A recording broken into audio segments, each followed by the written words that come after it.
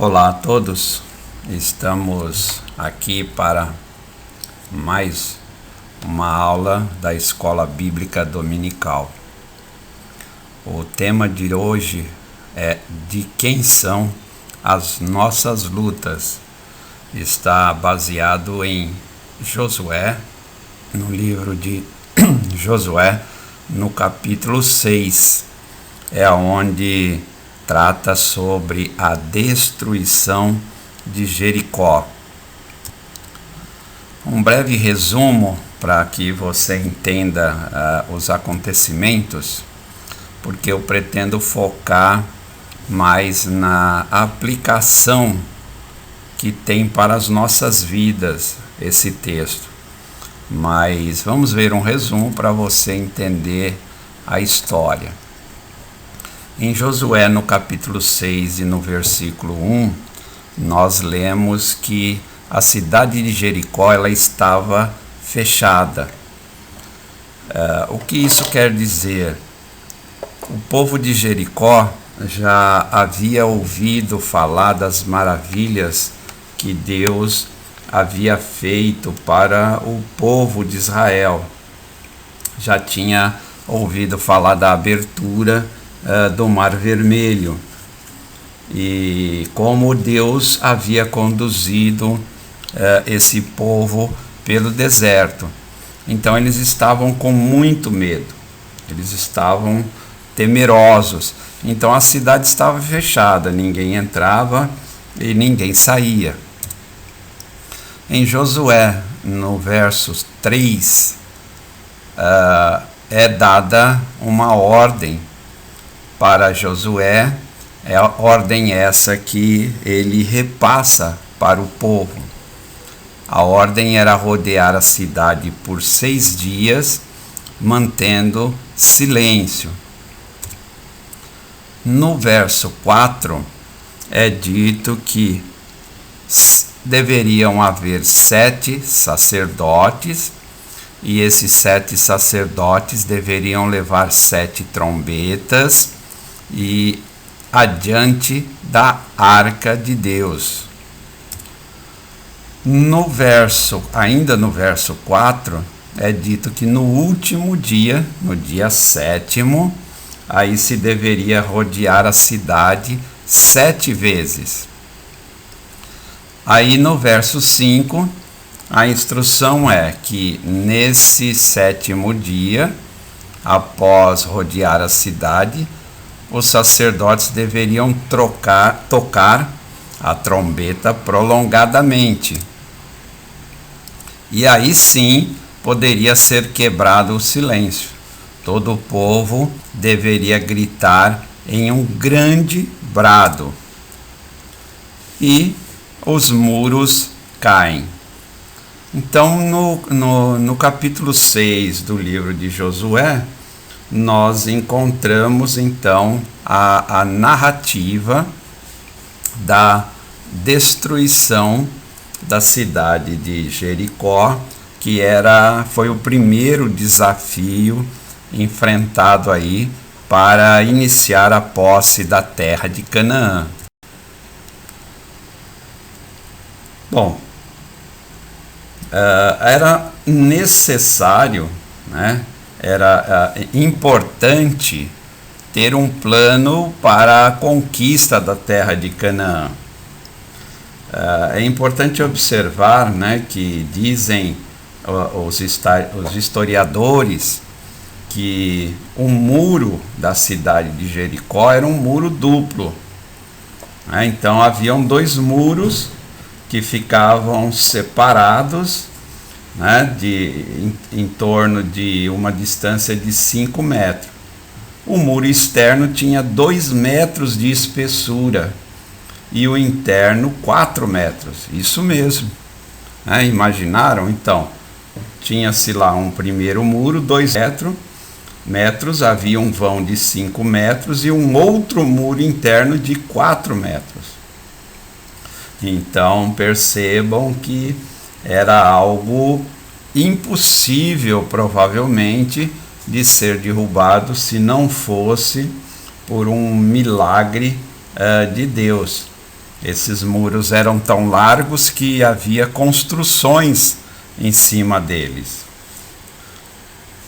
Então, Deus não faz nada sem um plano. Era importante ter um plano para se conquistar a terra. Em Josué, no capítulo 6, do verso 1 até 5, Deus apresenta qual era o plano para Josué. É importante a gente destacar isso, porque assim também deve ser na nossa vida. Uma vida sem planejamento, normalmente é uma vida cheia de percalços, cheia de problemas. Então é algo importante termos em mente, é termos um planejamento. Existem vários relatos na Bíblia que descrevem milagres realizados por Deus. E o interessante a se observar é que essas maravilhas e esses milagres sempre tinham por trás um ser humano. Deus poderia ter simplesmente ter dito para o povo ficar observando, né? E ele jogar um raio, jogar fogo do céu e destruir a cidade. Mas não é esse o propósito de Deus, né? Deus age através de pessoas. No decorrer da Bíblia toda, de Gênesis a Apocalipse, nós vemos Deus usando pessoas para fazer a sua obra. Em Atos, no capítulo 19, no versículo 11, nós lemos: e Deus, pelas mãos de Paulo, fazia maravilhas extraordinárias. Então, Deus aqui usando Paulo para fazer coisas extraordinárias. Então Deus quer usar a mim, quer usar a você para realizar coisas extraordinárias. É importante que nós possamos nos disponibilizar, estarmos sempre à disposição para que Deus possa nos usar. Deus sempre teve um plano para o povo escolhido. Sempre o propósito de Deus é revelado a nós através de um plano. Em Jeremias 29:11 nós lemos: porque sou eu que conheço os planos que tenho para vocês, diz o Senhor, planos de fazê-los prosperar e não de lhes causar dano, planos de dar-lhes esperança e um futuro. Bom, aqui é importante nós abrirmos um parênteses, esclarecermos algo aqui. Lamentavelmente, infelizmente, algumas pessoas, alguns pastores da pós-modernidade têm usado esse versículo ou esses versículos ou textos do Velho Testamento querendo aplicar para os dias de hoje. Então eu quero deixar bem claro para você que esse texto ele é para o povo de Israel, não é para mim, não é para você, não é para a igreja. Nós temos que deixar bem destacado isso, porque pregadores da pós-modernidade têm utilizado textos do Velho Testamento para justificar uma série de teologias, principalmente a teologia da prosperidade. Nós devemos nos atentar que os manuais de teologia, eles dizem que as épocas têm dispensações, ou seja, Deus apesar de ser o mesmo ontem, hoje e eternamente, ele age de maneira diferente nas épocas. Hoje nós estamos na época da igreja, hoje nós estamos na época da graça. Então, você não pode pegar esse texto aqui e criar uma mensagem, uma pregação, dizendo: olha, tá vendo? Deus conhece tudo, Deus sabe todos os planos que Ele tem para nós, e o plano dele é fazer com que nós venhamos a prosperar.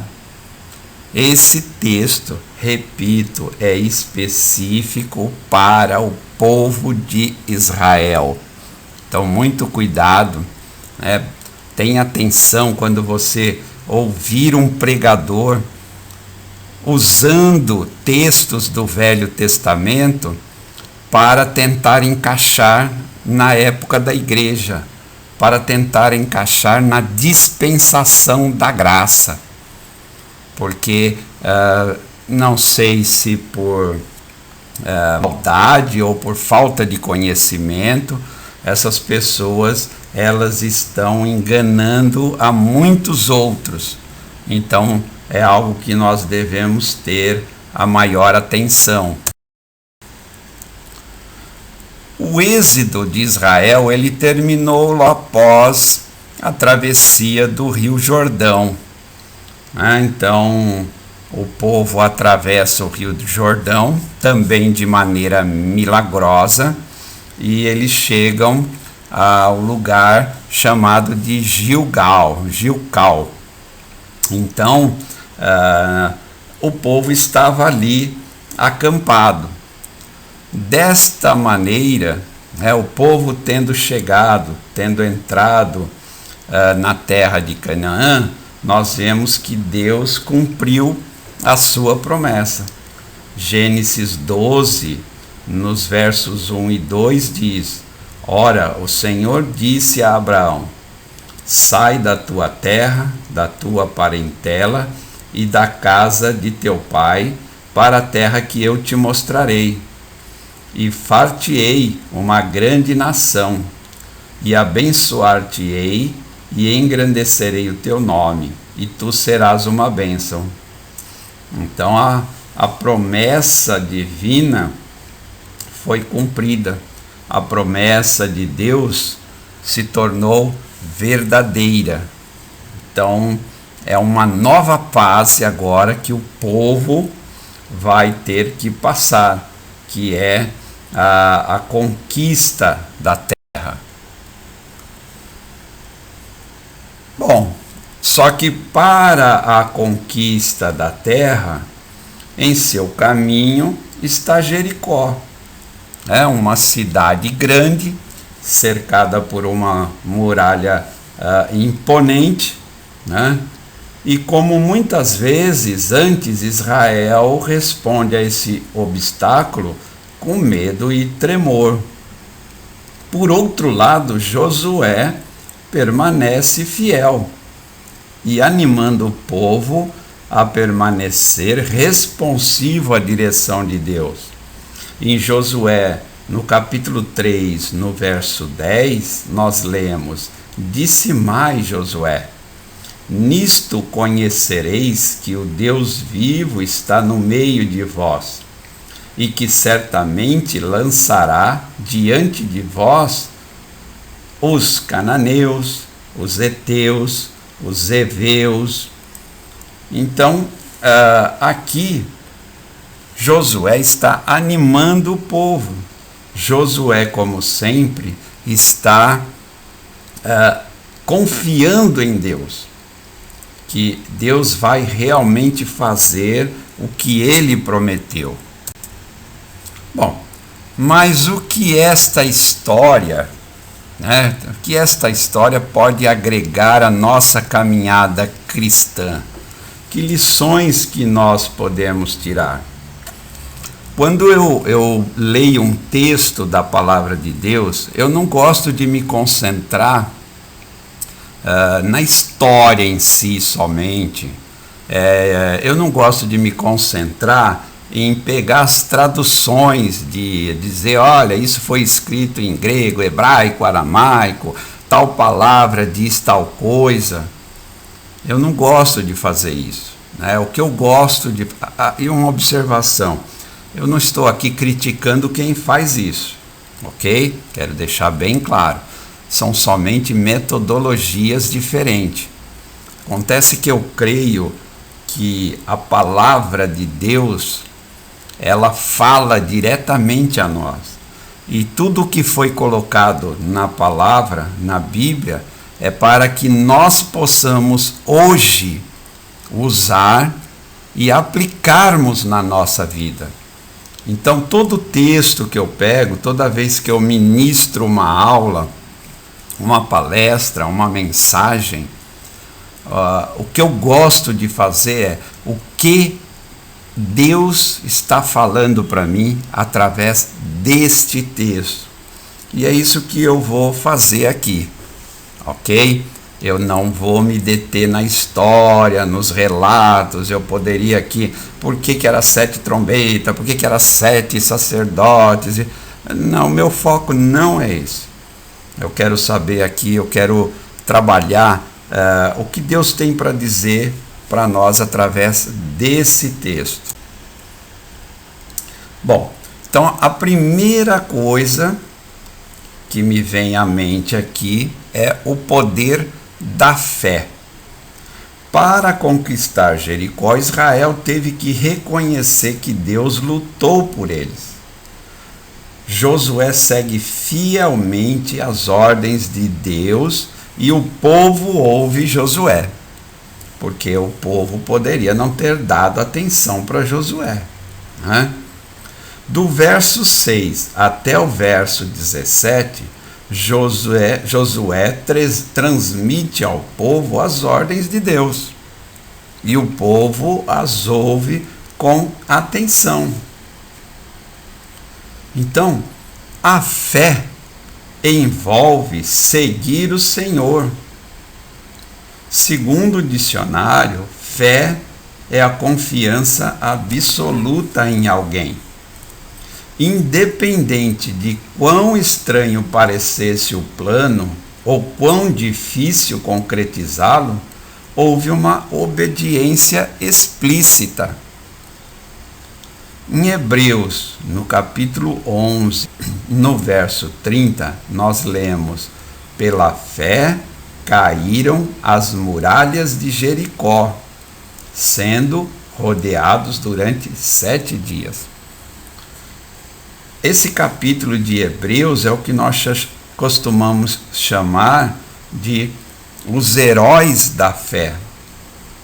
Então, está sendo dito ali, né, está sendo lembrado que pela fé, né, a confiança que o povo teve em Deus é que derrubou os muros de Jericó. Em Hebreus 11, no verso 1, a gente tem uma excelente definição do que é fé. E esse é outro tema abordado sempre de maneira errada, tratado de maneira errada por muitas pessoas convertidas, né, que considera a fé uma coisa banal. Às vezes a gente ouve a pessoa dizer assim, né? Oh, eu tenho que passar no vestibular, nossa, está complicado, né? Aí o outro responde: tenha fé, meu irmão, que você vai conseguir. Isso nada tem a ver com fé, meu irmão. Nada tem a ver com fé. Para passar no vestibular, precisa estudar, né? Agora, segundo a definição de Hebreus 11:1, o que é fé? A fé é a certeza daquilo que esperamos e a prova das coisas que não vemos. Então, fé é ter certeza de algo impossível, mas que vai acontecer porque Deus falou que ia acontecer. Percebe? Então tome cuidado quando você falar de fé. Ah, eu tenho fé que eu vou arrumar um emprego. Eu tenho fé que eu vou trocar de casa. Tudo isso daí não são coisas impossíveis. Eu sei que você pode dizer, ah, não, é sim, é impossível. A pessoa não tem condição. Não, mas é possível. Né? É possível. Você pode não ter uma mansão, mas você vai ter uma casa. Pode não ter um carrão zero, mas é possível isso. Agora, a verdadeira fé é crer em coisas que nós não vemos, que nós não testemunhamos. Por exemplo, né, para ficar mais claro isso para você, o arrebatamento. A Bíblia narra o arrebatamento, né? O arrebatamento vai ser o momento em que todos os salvos serão retirados da terra. A Bíblia diz lá, você pode estudar depois, num abrir e fechar de olhos, todos vão sumir, desaparecer.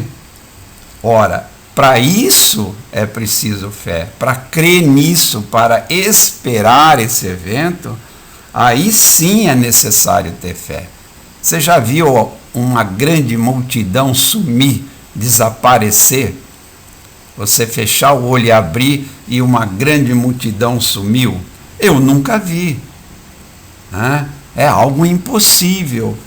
Então, isso, crer no arrebatamento, esse é um ato de fé, porque é algo que nós não podemos fazer, só Deus pode fazer. A Bíblia narra que os convertidos terão seus corpos ressuscitados. Já pensou nisso, irmão? Que maravilhoso! Um dia você vai ressuscitar.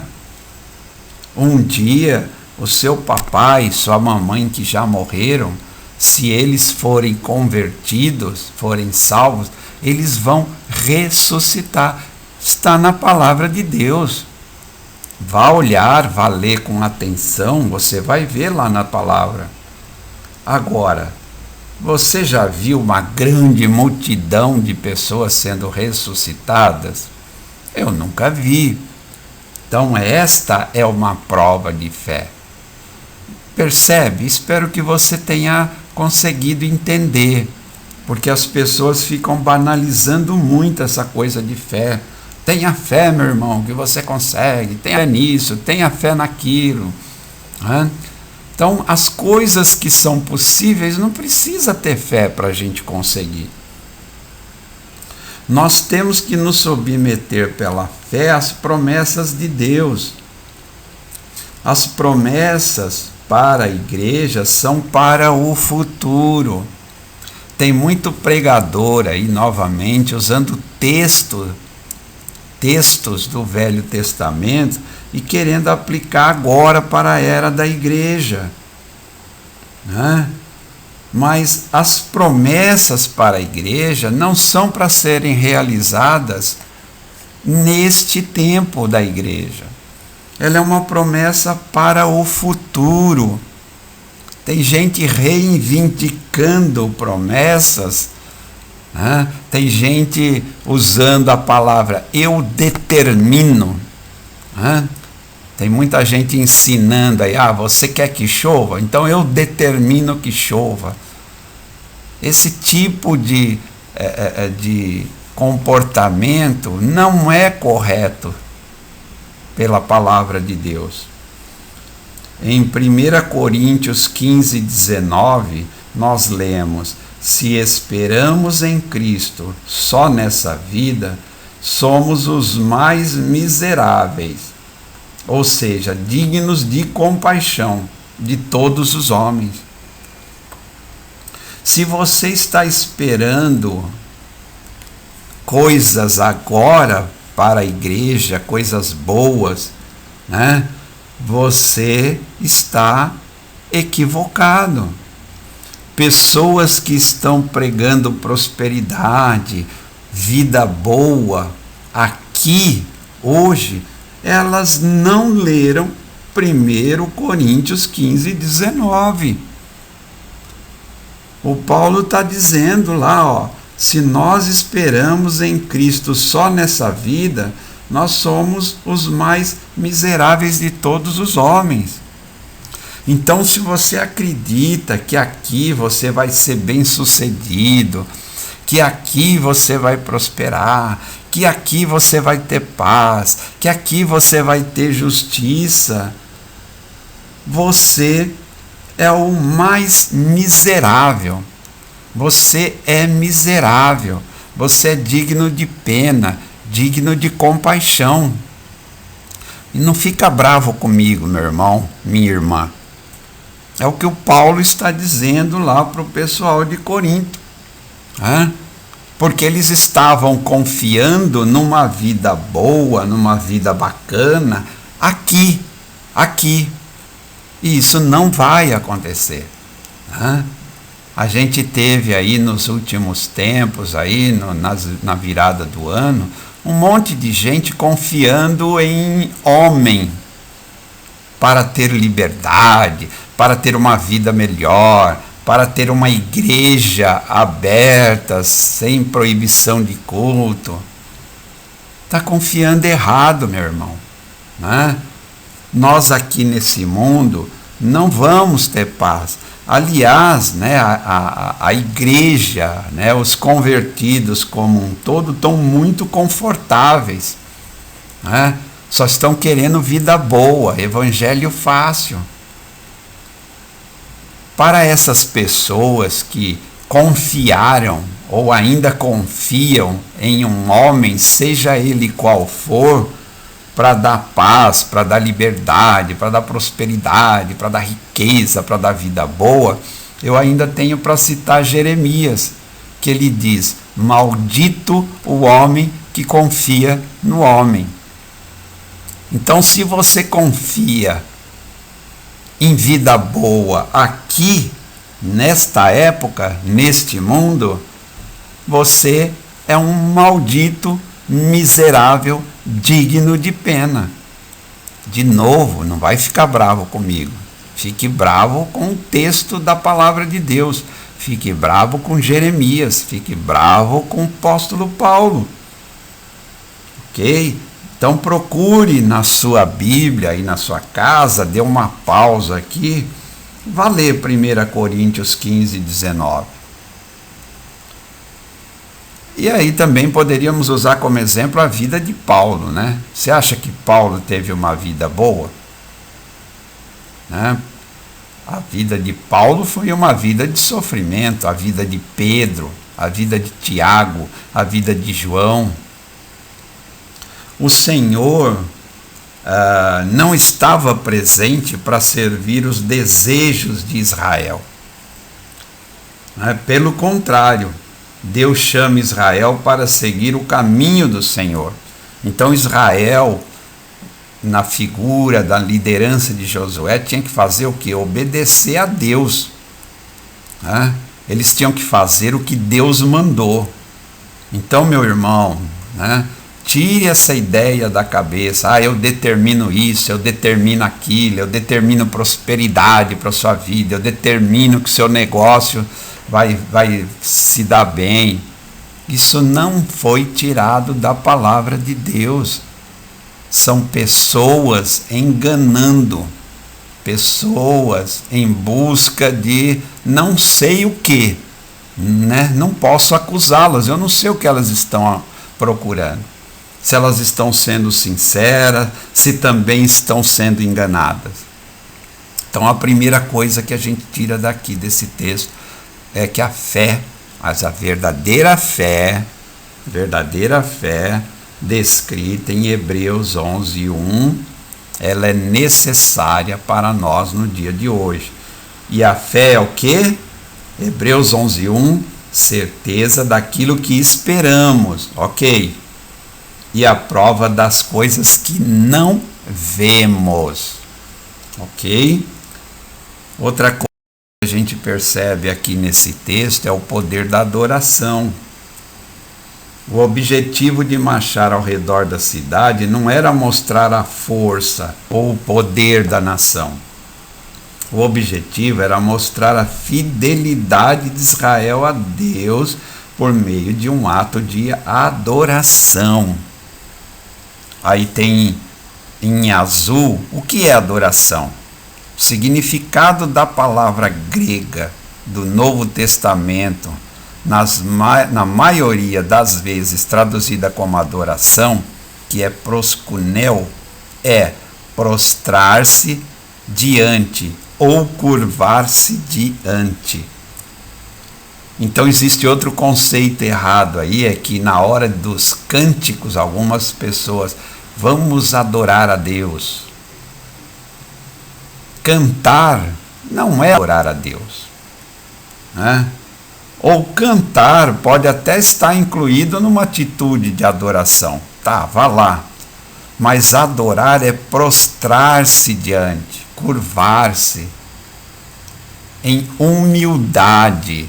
Tem gente que na hora do louvor faz exatamente o contrário, né? Pula, dança, sobe em cima de cadeira, grita, né? E a tradução, né, usada no Novo Testamento significa prostrar-se, curvar-se. É uma atitude de reverência.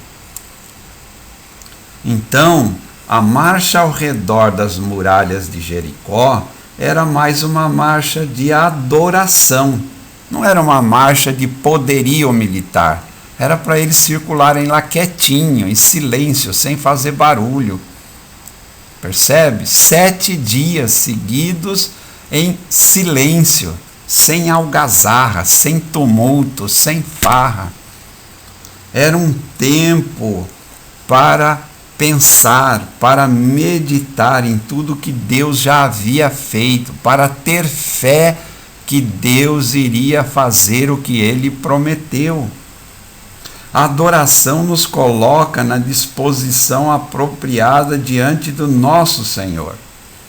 Nós olhamos para a força do Senhor e não para a nossa força.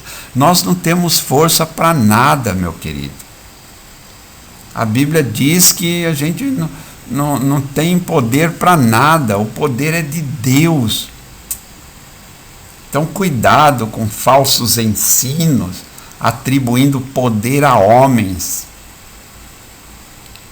A nossa vida com Deus, ela é pavimentada não pela execução dos nossos planos, né? Os planos são de Deus.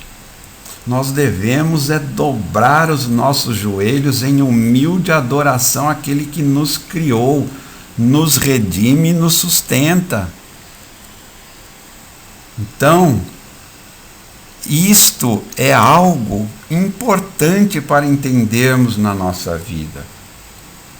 Devemos ter uma atitude de humildade na presença de Deus, não com glória vã. Outra coisa que a gente pode tirar aqui, né, além do poder da fé, além do poder da adoração, é o poder do silêncio. Josué instruiu o povo a não fazer nenhum grito de guerra enquanto eles rodeavam a cidade. Do ponto de vista da estratégia militar, isso seria estranho. Esta ordem para um exército soa muito estranho, porque não era esse o costume. Os gritos de guerra eram como elemento importante na obtenção da vitória sobre os inimigos. Quanto mais temível era o grito de um exército, mais intimidante ele parecia para o seu oponente. Se você pegar aí os filmes de época, você vai observar que aquele exército todo, quando ele ia atacar o outro inimigo, eles iam berrando, gritando, fazendo barulho, porque demonstrava força, demonstrava poder.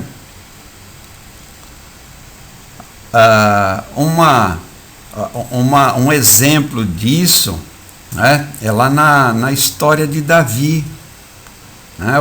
O gigante saía lá, ficava gritando, bradando: não tem ninguém aí desse povo que me enfrentem. O Deus de vocês é um Deus fraquinho. Então, gritando, ele mostrava o poderio. E o exército de Israel lá, acuado.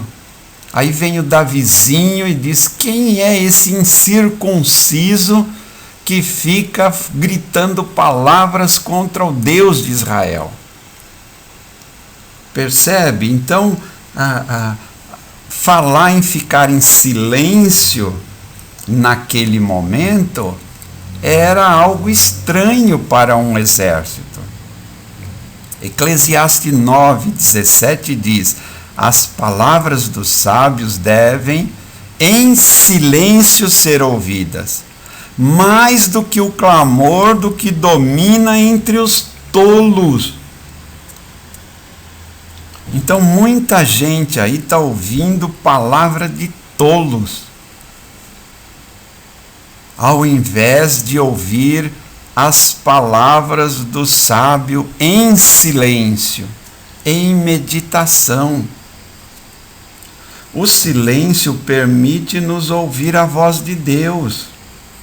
Israel marchou em silêncio para reconhecer que Deus ia diante deles. Em silêncio, Israel marchou em atitude de fé. A batalha não seria vencida com os seus gritos, mas por ouvir a voz de Deus. Não é gritando, não é fazendo bagunça, algazarra, falando alto, que Deus vai nos ouvir. Deus não é surdo, meu querido. Isso me faz lembrar um texto da palavra de Deus, aonde a gente tem lá a narrativa que fala sobre o profeta Elias.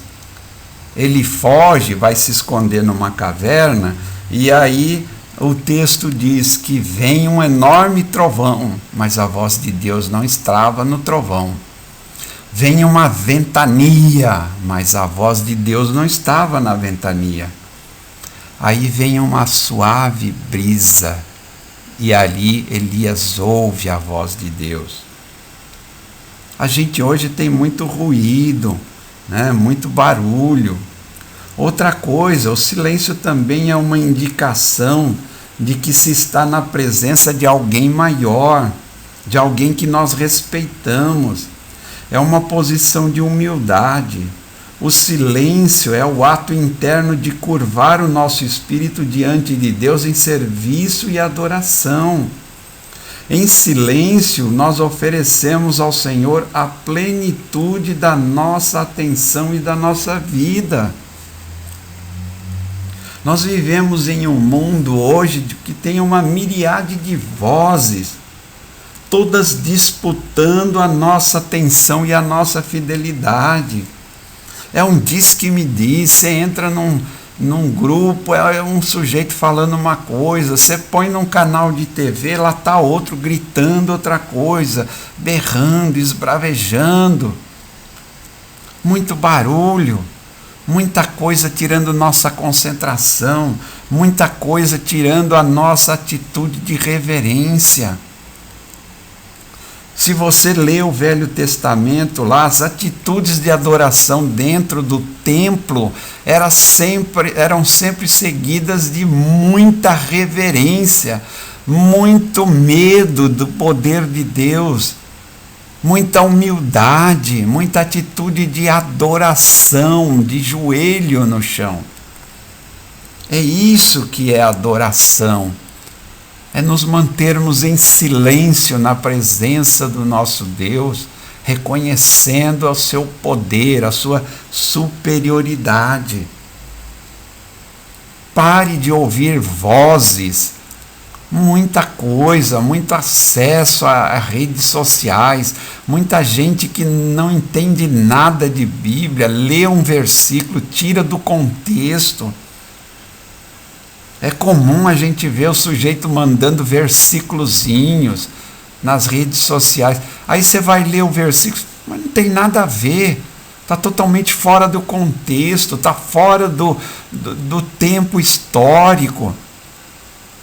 A gente tem que tomar cuidado com isso. Tem muita gente aí pegando pedacinhos da Bíblia, trechinho da Bíblia, e querendo montar doutrinas com isso.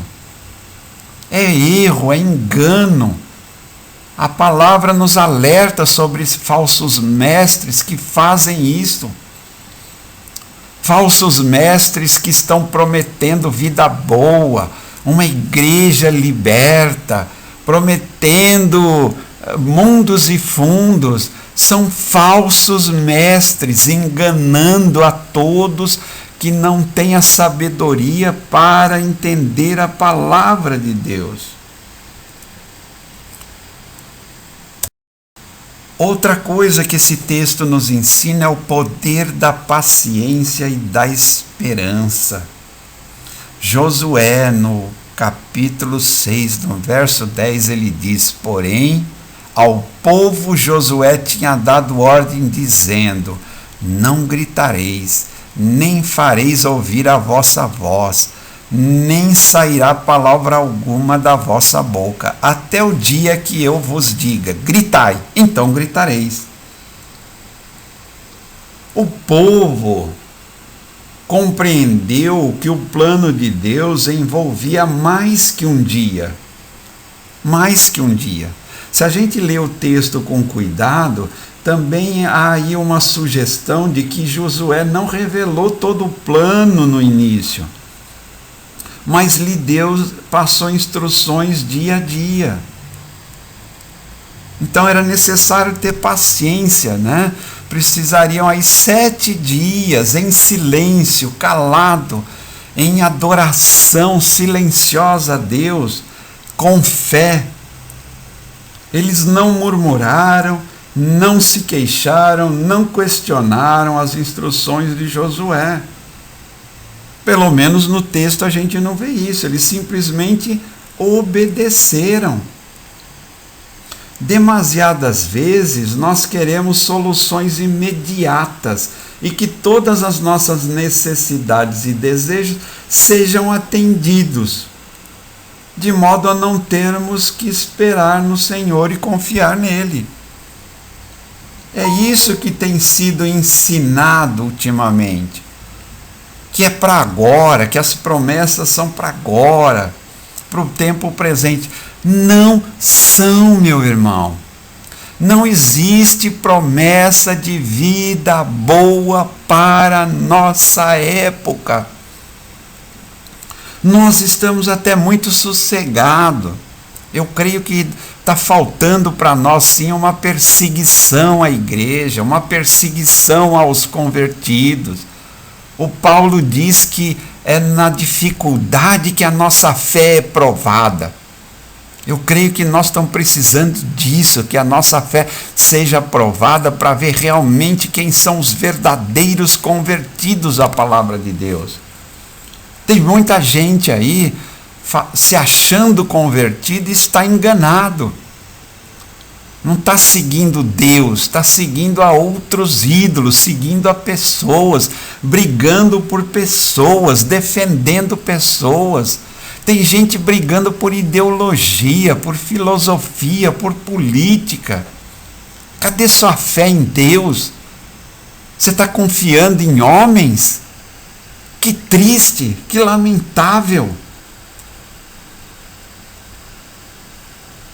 Nós queremos confiar a nossa saúde, a nossa conta bancária. Nós queremos confiar na posição que a gente ocupa na comunidade, na nossa reputação, no nosso talento. A gente sai atrás de um monte de coisa porque a gente não confia verdadeiramente e realmente em Deus. A palavra de Deus diz: tende o que comer e o que vestir, estejam satisfeitos. Você está? Eu estou? Estou me incluindo. Será? Será que realmente é só isso? Você não está indo atrás de dinheiro, de consumir, de ter saúde, de ter vida boa, de ter vida próspera. Isso é fé em Deus? De novo eu vou citar o Paulo: se você pensa, se você tem esperança nas coisas dessa vida, você é um miserável digno de pena. O materialismo, a ideologia, a filosofia tomaram conta das nossas vidas. Nós estamos confiando em ensinamentos estranhos mais do que nos ensinos de Deus. As igrejas verdadeiras que ensinam a palavra verdadeira, as igrejas que ainda falam em pecado, as igrejas que falam ainda em santidade, elas estão tendo seu número de pessoas reduzidos. As igrejas pregando prosperidade, riqueza, vida boa, cura, essas estão aumentando a cada dia. Não se fala de pecado, não se fala de vida santa, não se fala em estudar a palavra de Deus e cumprir a palavra de Deus.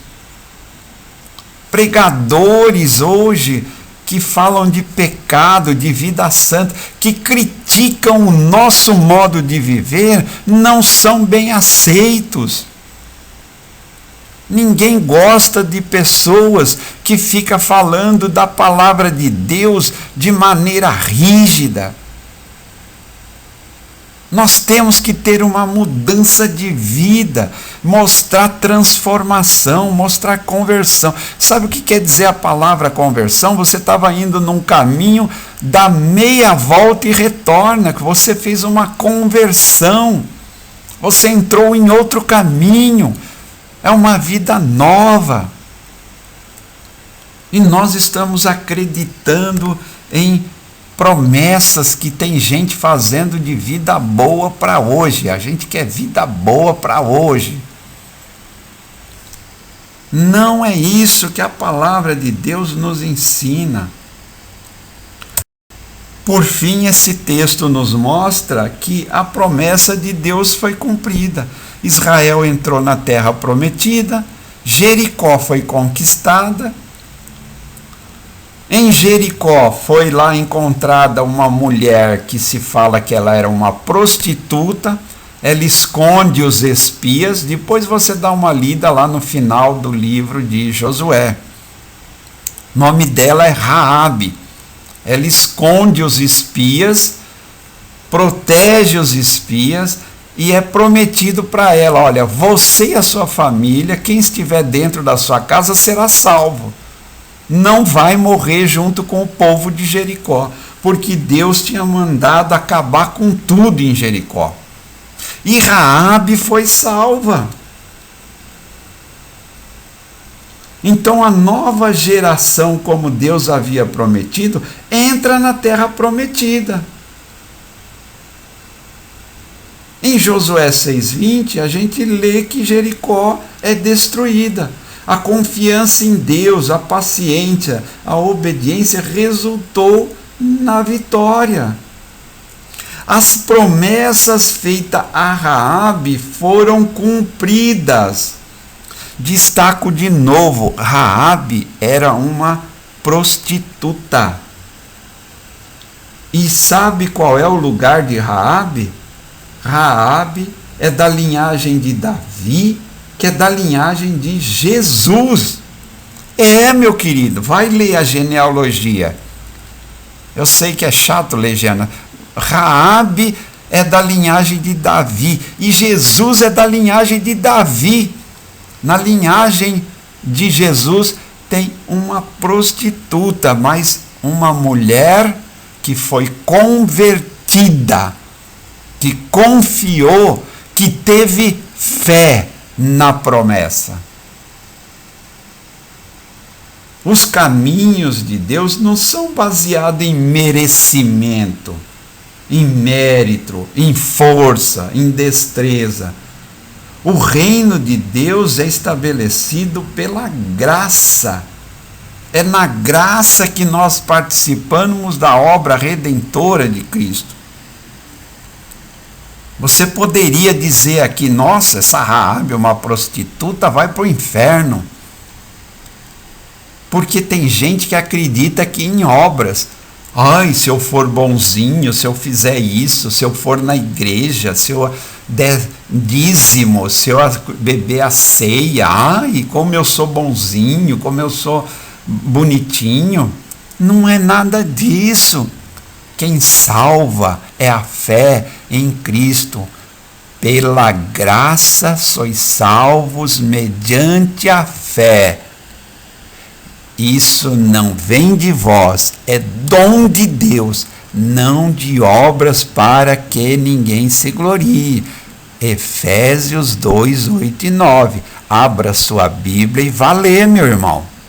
É a palavra de Deus. Ninguém é salvo por obras. Ninguém vai para o céu por causa de obras.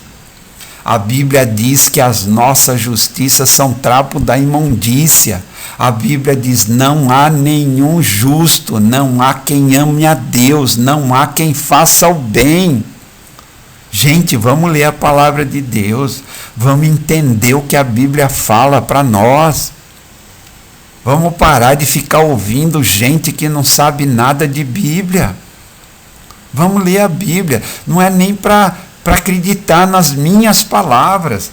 Depois que você vê esse vídeo, vai lá na Bíblia, vai lá, vai buscar na palavra.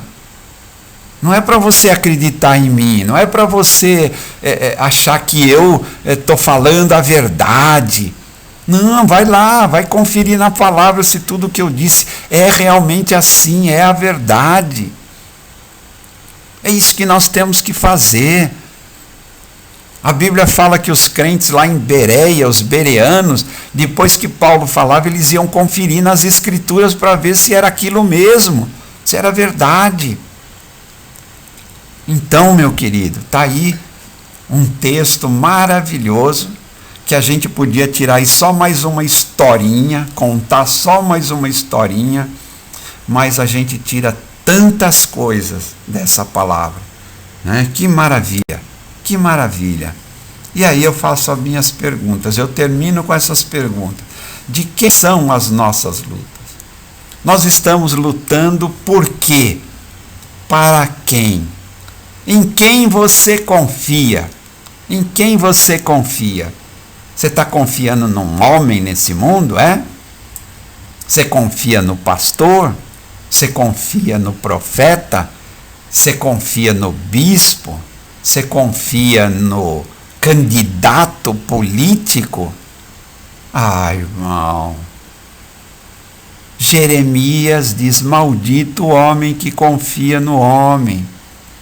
Você tem fé? Será que você realmente tem fé? Será que isso que você acredita que é fé mesmo? Vai ler Hebreus de novo. Vai ler Hebreus de novo. Qual é a sua Jericó? Que muro você precisa derrubar ainda? Então fique aí com essas perguntas para você meditar.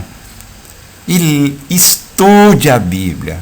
A Bíblia não é para ser lida, é para ser lida também, mas não é só para ser lida, a Bíblia tem que ser estudada. A letra não mata, não, a letra edifica. A letra que se fala na palavra de Deus que mata é a letra simples e pura, é a leitura simples e pura e falha na interpretação. Mas o estudo da palavra, ele é necessário, ele é importante para a gente entender o texto, o contexto, senão a gente fica inventando um monte de texto para justificar um monte de coisa errada que nós fazemos. Então fica aí essas perguntas. A sua luta é pelo quê? Por quem? Baseado em quem? Quem você tem fé? Em quem você confia? A quem você está adorando? Pense nisso. Estude a palavra. Amém.